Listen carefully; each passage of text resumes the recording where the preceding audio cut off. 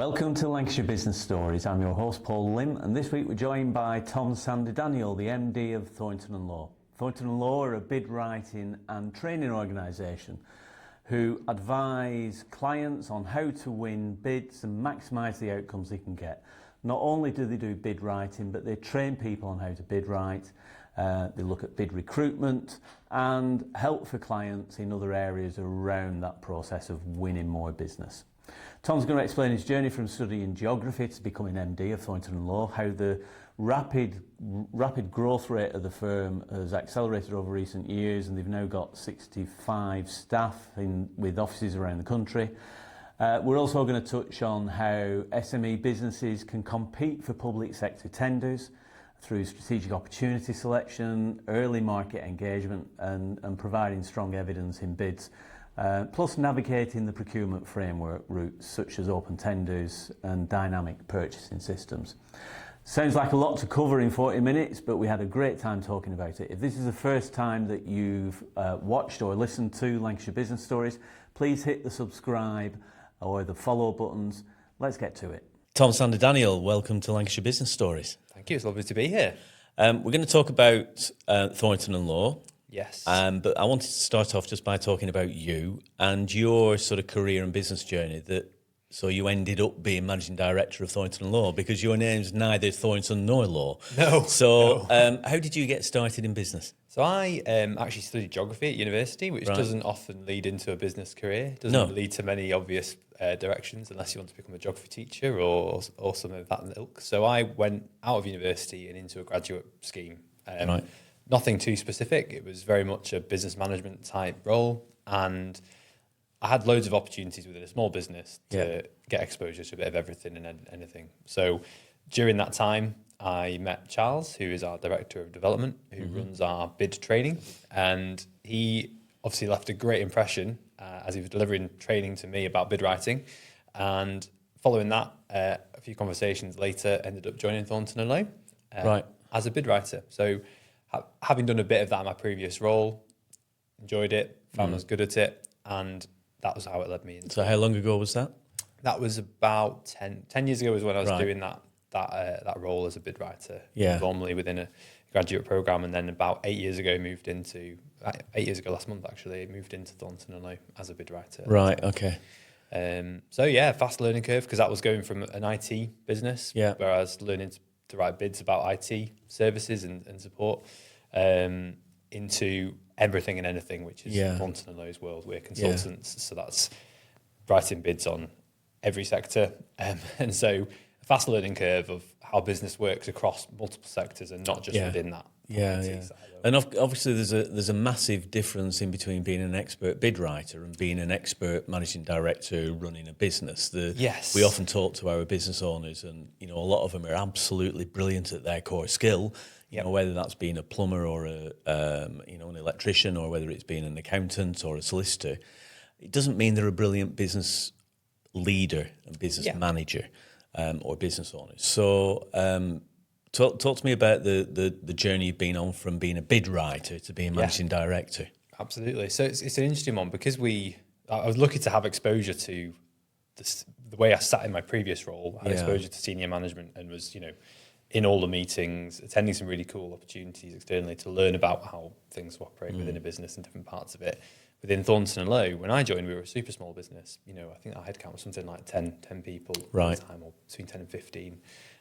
So opportunities to get involved in everything and anything. And I've always been somebody who's been quite keen, proactive, and will take on an opportunity if it comes up. So as a small business, funnily enough, opportunities come up. Get involved in leading a new project, a new initiative, a new service. That gives you the leadership experience in practice. Take on leading a team for the first time. What was that like? Interesting as a first step, but I think it comes back to some of the fundamentals of leadership that you probably gain in your wider life to bring into the role. So the ability to communicate with people, understand people. Ultimately, lead by example is quite important as well. So when it came to the bid writing side of things, I was able to do my job well and show others how it could be done and enable them and coach them. So some of the business leaders within our team now, I'm proud to say, have come through having worked with myself when we were a small bid team back in the day. So yeah, figuring it out together really in practice. Right. We've kind of written the rules for our sector. We're the biggest in our sector now. Yeah. So we've kind of had to learn how to deliver these services at scale. Yeah. And did you get any formal training on leadership and management skills and sort of those kind of things? Yeah, so we've been quite lucky. I've been quite lucky really to have opportunities to do some formal training. Yeah. So I did an ILM course, right. Institute of Learning Leadership Management. Yeah. That was a really good foundation. And then we've done informal and formal training since then as well to build that up. Working with organisations like the Business Growth Hub has been really good as well. Access to workshops and individual support as well. So combining those things together, plus a bit of self-learning, finding the time to listen to a few podcasts, for example, topical, and, just, I suppose, dedicating some time to reflection and reading up on challenges you might face in the day-to-day. I think that's so important, getting those skills, learning those skills as a leader and a manager. We often come across, in fact, there's some stats that there's around 60 to 80% of managers, depending on which statistics you read, you know what they say about statistics. Yes. Yeah. But around about 60 to 80% are what they call accidental managers. They've ended up in leadership positions without any leadership and management training. Yeah. And if you get it wrong or you're not particularly comfortable in those roles, it can wreck the team or even the whole business if you're not careful. So you've got to make sure that you get the right skill sets on board, I think. Yeah, and we've always had that as a sort of focus. If we're going to put someone into a leadership position, they need some formality, I think, in the training. Yeah. And then they also need the support and understanding the breathing space to learn for themselves some of those things and those mistakes, whilst not allowing them to be in a position where they could make a mistake that's really going to affect the business, So when did you become MD?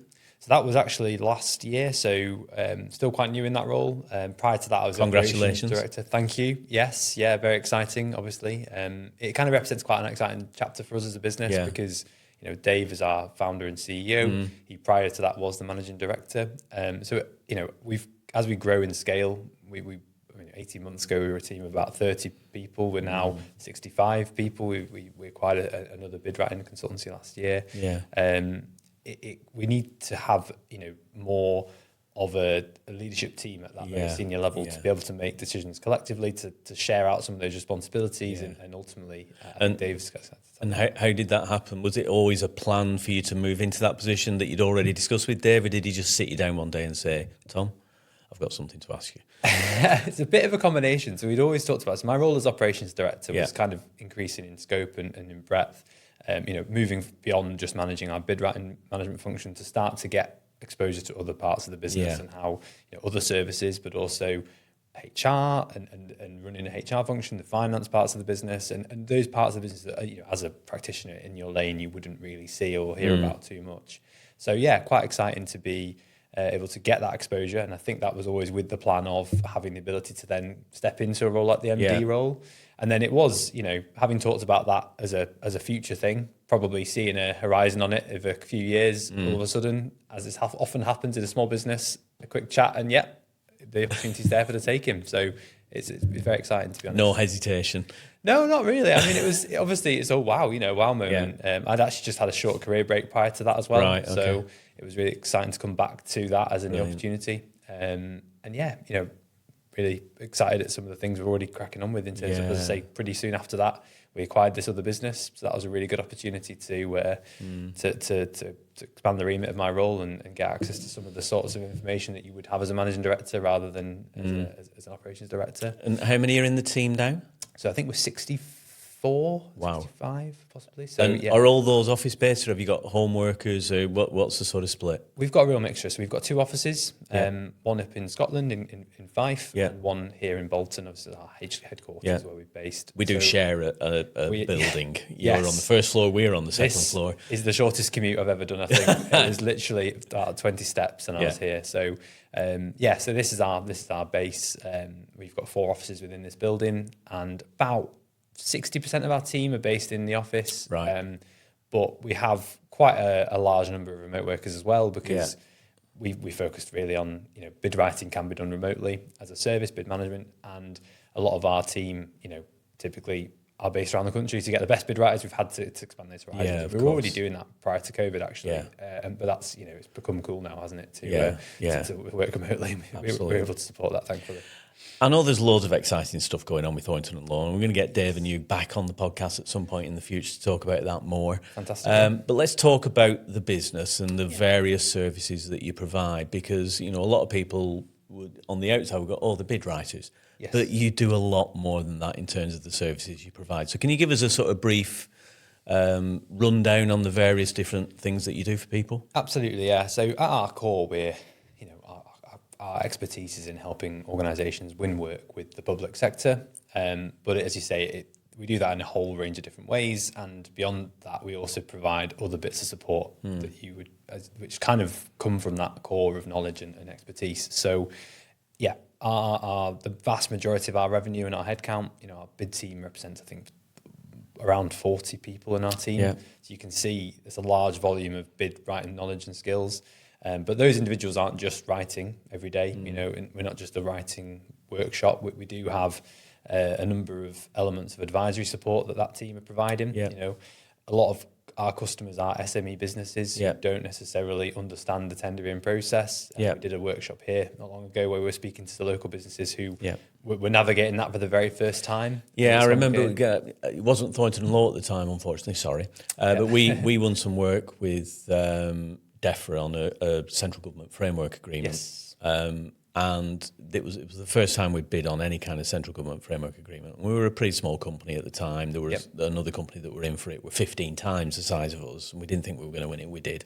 Yep. But, we looked at different bid writing companies and what they could do for us, and the way our cash flow was at the time, we just couldn't afford to get somebody in to do it all for us. So there were different levels of support that they could provide. They could come on board, do some consulting with us, and basically write the whole thing for us. Yep. Or they could, we could write it and then send each section off to them, and they would sort of offer an advisory and a marking service, if you will. And the first section came back and it was just full of red pen. Yeah. By the time we sent the last section off, there were only one or two changes because you learn as you're going along. Yeah, absolutely. And we were fortunate enough to win that. So the different levels within that support that you offer people sit in a similar way? 100%, yeah. So, we work with a range of businesses, small and large, and, we have some bids that we're supporting, which might be £1 billion bids where, there's to write even 10,000 words would be a huge project that would be, weeks and weeks worth of work for a writing team. And we have some small clients who, as you say, the budget limits them to perhaps us just doing a review of their work and providing that expertise and knowledge back in a much more pragmatic way to their budget ultimately. That can still achieve a bid win, at the end of the day. So that's important to recognise.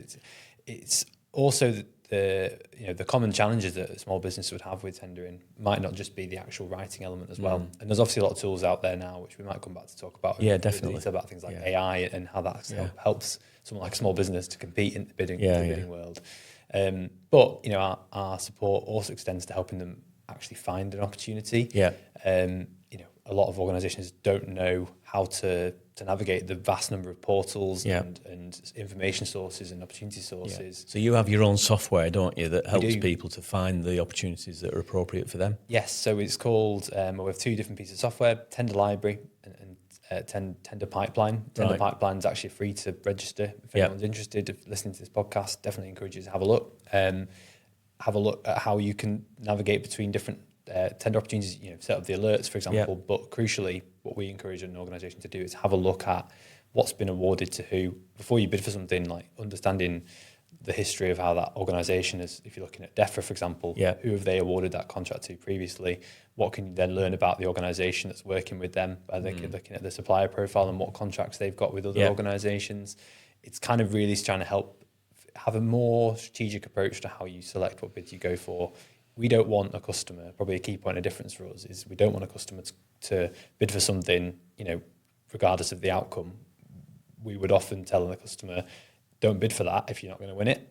That obviously doesn't sound commercially but if they've only got a specific amount of time, because one of the biggest challenges when you're doing bid work is the amount of time that you have to invest in it. Absolutely, in order to get a return.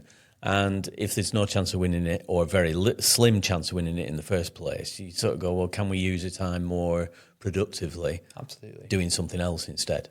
Yeah, that's a huge part of it. You know, if they spend a budget with us as well, and then actually then that's an opportunity they're never going to win, then they're not going to see the value in our service, and they're not going to come back to us. So a big part of it for us is advising the customer on you know, what they should be going for. Pick your battles. Pick your battles, absolutely. And you know, once you've picked which battles you want to fight, get yourself ready to fight that battle. In terms of building the right content up, a huge part of any tender is evaluated on your evidence. And in practice, a lot of companies will bid for something once it pops into their inbox without having put any thought into what kind of information and evidence they should have ready to submit.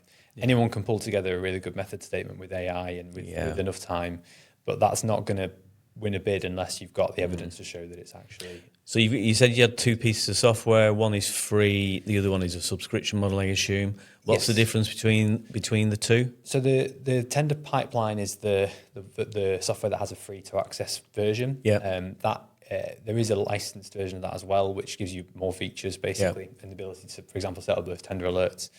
So that's all about finding the right opportunities in the pipeline. Tender Library is a piece of software which we've developed more for ourselves initially as a piece of software to help our bid writers be more efficient in finding content. It's the age-old question. If you are an organisation who's got a lot of content from previous bids, you know you've written something before. Where the hell did I put it? Where is that? And I do that all the time. Yeah, it can be a massive wormhole that you get stuck in when you're writing bids. Like you can spend more time looking for that one response, and actually when you finally find it, you actually think, oh, actually no, that doesn't quite say what I thought it said, and in the rewrite it anyway. So the software has been built with that use case in mind to help you find the previous content you've written more quickly. A winning bid won't just use that content, but it's trying to get you the bits of text that you've spent hours crafting before, getting that in where it's relevant, you know, and not having to spend your time rewriting the same information again and again. Focusing the value on what evidence is most applicable for this. How can I tailor my response to this specification, to this requirement that the buyer wants? So you provide bid writing services, you provide consultancy, you've got software to help people find bids and then to organise their information in order to be able to respond more effectively. Absolutely. Do you offer sort of training services for businesses as well on sort of bid responses and bid writing and all of the above? Yes, so I think we've trained more delegates for bid writing than any other organisation in the UK, which is quite exciting. Wow. So that's how I originally came to the business, was via our bid training. We've got quite a well-established 2-day course, 1-day course that's done either remotely or face-to-face, depending on which session you book onto. Quite affordable. Again, if someone's just wanting to help get a starting point or develop the bid writing, that's been a really successful offer. And we do some tailored training as well for larger businesses. Teams of 5, typically plus. It makes sense to bring us in and do something more tailored, looking at your bids and bringing those things together. We do also bid recruitment as well. So, if an organisation wants to build up their own bid team, as you alluded to it, consultancy and having a fully outsourced bid model is one way of working, but for some organisations that's not going to work for them, and so we do recognise that, and we do often combine that training solution with our recruitment, sometimes with the consultancy side. So we've got a key client of ours currently we're training a graduate up for them. So we've recruited the graduate, we found a graduate using our graduate recruitment tools for bid writing. We're following our graduate training program that we have internally for that client. That graduate gets their work checked by us as well as by the client, and that's going to be their future bid manager.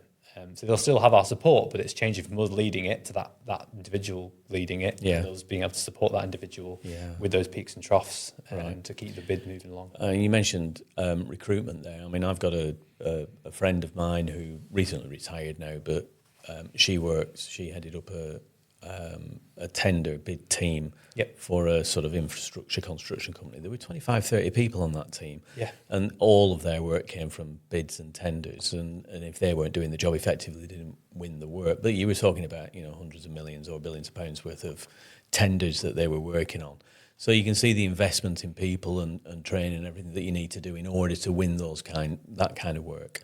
And I think one of the things with that is it often puts small companies off bidding for public sector work because they know there are the big boys out there, or big girls out there who are doing that kind of work on a regular basis and winning it, and they know what they're doing, So, what advice would you give to those smaller SME companies, because SMEs can be relatively big in relative terms, can't they? Yeah. You know, to the companies where they've maybe got only 4 or 5 people working for them, or 5 to 10 people working for them, who are looking at public sector work and thinking, there must be some out there that we can do, but we've got no idea where to start and what to do, and we're probably a bit hesitant about getting into it because there's those big players out there in the marketplace. Yeah, absolutely. Well, I would firstly say make sure you don't get put off by the fact there are big companies bidding for the local contracts, because there's a central government agenda for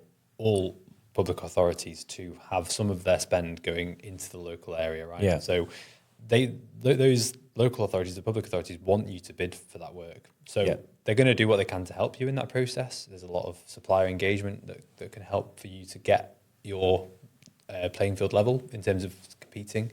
But also, you've got some real strengths as a small businesses that those larger organisations just can't have. So yeah, they're going to be able to submit something glossy. But you know, we see a lot of larger organisations bids, and you're still working within the same word counts. You've still got the same amount of space to get your points across. And typically, you know, it's just a different sell. And actually, if you genuinely can meet that organisation's needs better than that larger organisation, who likely will have larger overheads and also therefore the costs will often be higher. I mean, not always. Obviously, there are economies of scale, but we're often our clients are often surprised at how well they can score against larger businesses, you know. And it is about the scoring system, isn't it? Because every tender, every bid response will have a sort of weighting system. So there'll be a proportion of the score that's put against specific question responses. Yeah. And there'll be some yes and no questions on there as well, like, you know, do you have ISO 27001 or, you know, some other. And some companies will say, well, I'm going to say yes. You know, it's better to ask for forgiveness than permission sort of thing, even if they haven't got it. Or I'll give you a classic example. We started doing work for the Environment Agency, which is part of DEFRA. Yep. And the Environment Agency, on the first tender that we got for them before we won the central government framework, had a question about the environmental standard. Yeah. And we thought, oh, crikey, we haven't got the specific ISO. Is it 14,001? Yeah. And we thought, that's it. We're done for. Yeah. But in our response, we'd written an environmental statement and policy and the things that we were working towards. So we submitted that and said, we don't have ISO 14001. We didn't feel that it was financially viable for us to do it at the time, but this is what we're working towards, and this is our environmental statement. And we won the contract. Yep. You know, and that's the Environment Agency. Yeah. So I think it's as long as you've got to answer the question in a way that they can see you work. You know, you're doing the right things. Yeah. Yeah. But there will be some yes and no ones, obviously. Absolutely. That bid no bid needs to take that into account. Yeah. If you're going to waste your time on something that you're not even going to comply with, it's not going to be a good investment of your time. But yeah, crucially, if you things like that, we've seen a real change with the Procurement Act that came into power last year. Yeah. Of, you know, even further recognising that smaller businesses won't have some of those accreditations. They won't have some of those for example, insurance levels that the larger organisations will have. And it's only putting the burden on that supplier if and when they're accepted onto the contract as well. So if in doubt, ask a clarification question in the process. That's really important because there is often flexibility. I've seen loads of times they'll either offer that flexibility later on, realising that they're meant to have done that anyway, as to once you're appointed, you can get that in place. Yeah. Or they'll give you,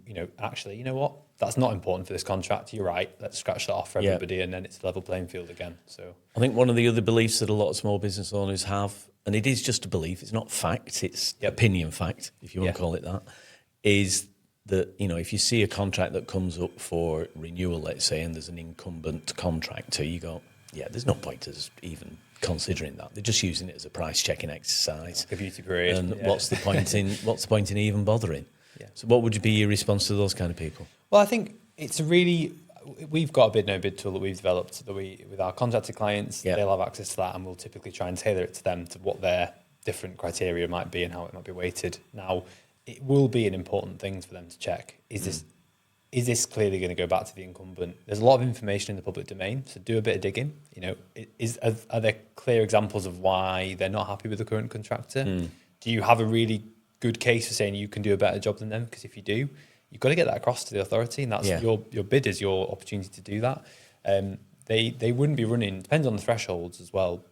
there are normally some telltale signs if it's being favoured towards the incumbent in how the specification is being produced, for example, or in the timescales they give you a week to respond with. It's all done a bit depending on the thresholds. I've actually seen a couple where they've actually got the incumbent contractor to write the tender. Yeah. So the questions are all aimed at their responses, basically. Yeah. So I mean, I don't know. That's a while ago now, so I don't know whether they'd be able to do that now. But it's definitely changed in terms of over a certain threshold. It's changed in terms of the expectations. But there are other routes as well. We would always encourage, and it might not be that it needs to be like a legal challenge at the later stage, but to challenge those kinds of things, that kind of behaviour within the procurement team. Because if it goes unchallenged, it's never going to change. No. But there's also a impartial review service that's provided central government-wise that can be there to scrutinise that kind of thing as well. So if you're facing that kind of complete, if it seems like it is a complete waste of time and there's something that's clearly unfair and engineered towards something, it's important to flag it. But and I think most of the time when you're doing tender responses, you get the opportunity to ask questions, and there are certain timescales within which you can ask questions and get responses from them, because there's always a little bit of ambiguity sometimes in the bids that come out, isn't there? Yeah, and I'd say, get those questions in as soon as you can. Yeah. If you've got any concerns about the fairness of the competition, there are obligations, no matter what the value of the contract, for that competition to be fair and equal. Get those questions in as soon as you can, because if it looks at challenging the contract later on, that was your opportunity to do that in a kind of engaging way before you spend the time on the bid in the first place. Yeah. But I'd also say a lot of it comes down to, think about with your bid strategy as well, how can you access opportunities? Thinking about the example you've just given me, Paul, of an organisation who's been in there, designing the specification prior, giving themselves an unfair advantage. A lot of our advice to our clients is, how can you be that organisation that has that unfair advantage? How can you get yourself in that position? And it comes down to, for a larger opportunity, making sure to get involved in things like the pipeline notices and the prior procurement notices, planned procurement notices, which are giving you that a chance to have that market engagement input. Having that engagement with an authority, using a traditional sales and marketing approach to speak to the public sector customer that you want to work with before the tender documents drop. As soon as the tender documents drop, the shutters come down in terms of the engagement. They have to go through the clarifications in the portal. But prior to that, you can be involved in shaping that requirement. And also, by doing that, you can also shape how they go out to procure it. Yeah. Most of the people that you will work with in the public sector ultimately aren't going to be the people who are running the procurement exercise. Procurement for them is essentially a barrier. They want to work with an organisation to deliver their need, whether that be to deliver a local cleaning service or deliver education support, whatever it might be. They need that service, they need that support from an external contractor. We saw that with DEFRA actually when we were working on that framework agreement. DEFRA's biggest agency is the Environment Agency, and by that time we built a really good relationship with the people within that. So our users, the end users that we were delivering for, weren't involved. They had an advisory role in the procurement process, but it was just, what do you think about this company? You've worked with them before. Yep. But in terms of the actual procurement process, it was taken completely out of their hands and put into the hands of people who knew nothing about what we did as a business or about the previous services that we supplied. So they were looking at, sort of with the blinkers off, I suppose, as a blank sheet of paper with no prior affiliations or, any kind of biases, I suppose. So in some ways that's good. In some ways that can be challenging if you do have those existing relationships. Yes, absolutely. That process is designed to try and take it away from that existing relationship. But, the process that's followed is guided by the rules that authority has to take. Yeah. And in practice, depending on the value of the contract and your positioning of that, there might be ways that you can, for example, steer that customer towards using a direct award mechanism via framework to work with you, as opposed to having to go through that long and costly procurement exercise. And I mean long and costly, not just for you, potentially a month or two of your time to engage and submit different stages of content and pricing, but also for them. A typical procurement exercise from an authority's perspective is 9 months, 12 months. It's a very long time to have to wait for it to get a new contractor on board if you're not happy with something, or if you need some support. The framework route is really important. Having a framework strategy. Are you on a framework that you're not getting anything from? There's probably a reason for that, and that's what we work on with a lot of our customers.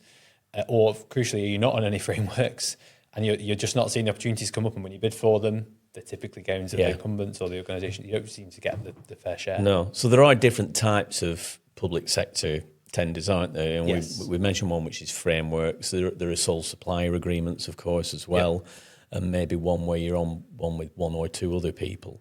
Can you give us a brief rundown on the different types of sort of work that you might be asked to bid for? Yeah, so there'll be a lot of it is driven by the different thresholds in procurement. But typically, you might see an open tender, which is going out to everybody who can go onto the portal and look for it. It's not restricted in any way. Or I think it's referred now to as a competitive flexible procedure, but something which is there's a restricted version of that as well. So that might be an open tender for the first stage to then narrow it down, and then you've got you're still looking to get probably to that one supplier. So that's an opportunity that's advertised, and you're able to bid for it. You see it on the final tender service, for example, or through a portal like ours, the tender pipeline. Then you have other ways of buying, which tended to give a bit more speed and turnaround, and you have your frameworks and your dynamic purchasing systems or dynamic markets. Now, your frameworks are typically it's essentially like an approved suppliers list. That's the most simple way to describe it. Same with the dynamic purchasing system or dynamic market. Right. Now, those are a little bit easier to get onto. So if you're a brand new supplier to the public sector, getting onto dynamic market or dynamic purchasing system, it's probably going to be easier to get that first step into getting into it. But it's probably easier to get into it. Therefore, there's more competition. There's probably smaller opportunities going through that. And basically, every authority's sat there with a procurement policy that lines up with the regulations and tells them, for this value of opportunity, you have these options open to you, and that will determine how they procure that. They can go through framework if certain conditions apply. They can directly award via one of these routes if certain conditions apply. And if for a much smaller value contract, one thing that some of our customers aren't aware of, there will be a very traditional 3 quotes model. For something, we get involved in procurement ourselves. We deliver procurement support, we deliver procurement exercises, we review tenders, we deliver contract management after the procurement exercise has been done. So we see that procurement lifecycle happening on the buyer's side, and we see them looking for the easiest, quickest option to get a supplier on board. And sometimes it is a case of our regulations internally and the Procurement Act allows us to go out and just do 3 quotes locally. So you'd never see it on a portal, you'd never see it anywhere. That's typically quite a small contract, admittedly. But it's important you're aware of how an organisation might be buying, especially for those kind of smaller initial requirements. There are, I came across an occasion a couple of years ago where somebody asked me for some advice, and they'd been approached by, let's say, a less scrupulous business, and they said, look, there's this bid coming up, or this tender coming up for renewal, and it's worth X tens of millions of pounds. We will help you to apply for this. You need to pay us 50% up front, 50% on completion. We're talking about thousands and thousands of pounds. And it looked like it was like, wow, this is an amazing opportunity. And he just said, Paul, I'm a bit naive about stuff like this. Can you just talk me through what I need to look at? And I said, well, hang on a minute. And I just typed in the tender that they were looking at, and it was a massive government IT framework. And I said, do you realise how many people are actually on this existing framework? And he went, no, what is it, 4 or 5? And I went, no, there's 78. All these companies all around the UK were IT companies who had gone on to this framework in the hope of winning substantial amounts of business. Some of them probably hadn't won any at all. And then I said, are you happy to spend like thousands and thousands of pounds to get onto a framework agreement, first of all, that doesn't guarantee you any business whatsoever? So because the way this other company were talking in trying to sell it to them was that they were almost guaranteed of winning like tens of thousands or hundreds of thousands of pounds worth of business, if not millions. So you've got to be really careful about, number one, who you engage with from your sector. And number two, the contracts that you actually go on to and your expectations when you're on those, because winning a framework agreement like that is only the very beginning. Then you've got to do a lot of marketing to actually get yourself in front of the right people to get them to choose you. Again, we describe it as getting your unfair share. A lot of organisations traditionally will get onto a framework and just expect the work to come to them. It doesn't work like that. You need to pair that framework position, whether that's a framework that's ranked and you get your ranking 1, 2, 3, 4, or a framework where you're not ranked. get yourselves out there, meet the potential buyers who are going to use that framework. Make sure they're aware they can buy through you on that framework. The framework probably exists because there are a group of customers who've got some requirements and have that need. Your job is to find out who has that need and get to speak to them. You know, again, steer them the way you want to steer them. They're still going to have a specification they need to build, even if there's generic specifications within the framework. They're still going to need to define their requirements, and you can help them define their requirements in a way that then favours you. Yeah, you can have that conversation to make sure they're aware that they can use the framework.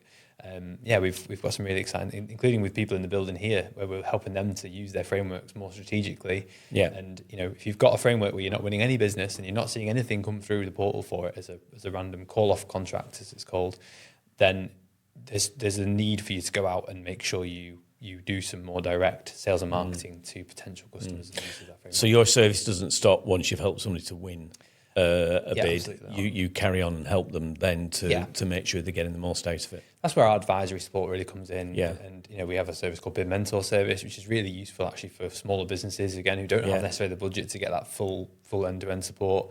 We can give them that guidance and advice and give them a bit of a plan to follow themselves if they're in a position to do that. Or take small bits of time to do those little bits of work, including some of that sales and marketing work ourselves. So we as we talked about how we've grown and developed new services to support that work-winning outcome, we over the last year we've actually built a larger marketing team than we probably would need ourselves, and a larger sales team than we probably would need ourselves. We've never really had a sales or marketing function properly in the past. We've grown quite organically, but we've invested in that because we realised it's not just support that we need, in terms of as we grow to our next step, but it's also a level of support that our clients really need. Yeah. Where do I get good data to contact potential customers? Yeah. How do I do that? Like, what tools do I use?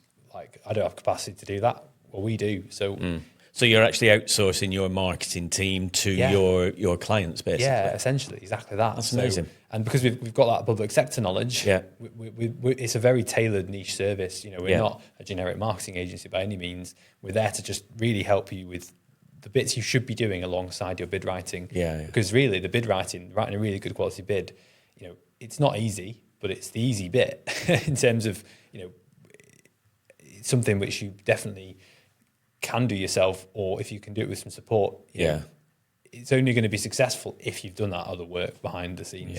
Yeah. Okay, right. Well, look, I know there's much more we could talk about.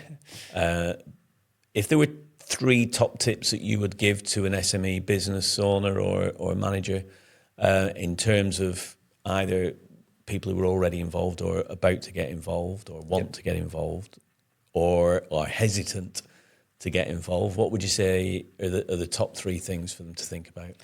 Have a pipeline of opportunities that you actually have looked at and you think are going to come up for renewal and you think you really should have a good chance of winning.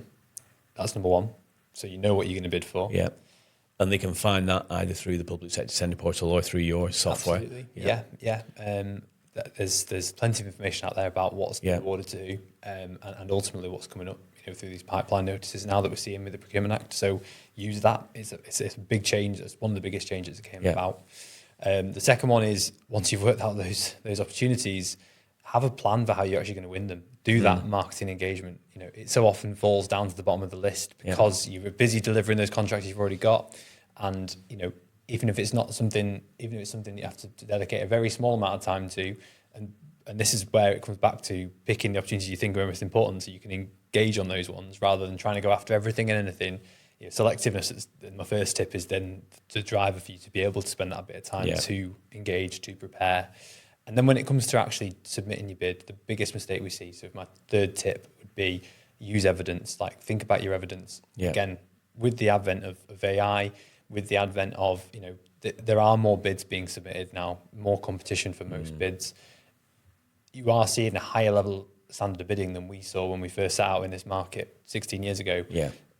The need now is to demonstrate that you've done it before, that you can deliver those tangible outcomes for the customer. Brilliant. And getting that across in your bid is the thing that will elevate you, especially when you look at all the evaluation criteria. It's always mentioned as a 10 out of 10 answer, the strength of the evidence. Brilliant.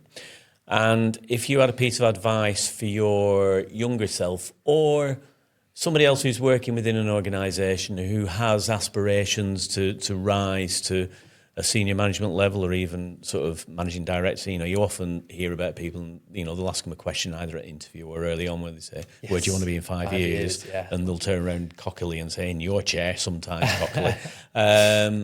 What kind of advice would you give to people like that who are in the position that you were when you first joined Thornton Lowe a few years ago? I think, it's partly not being afraid of the opportunities that present themselves. You're not going to have all the answers when you take that on. Yeah.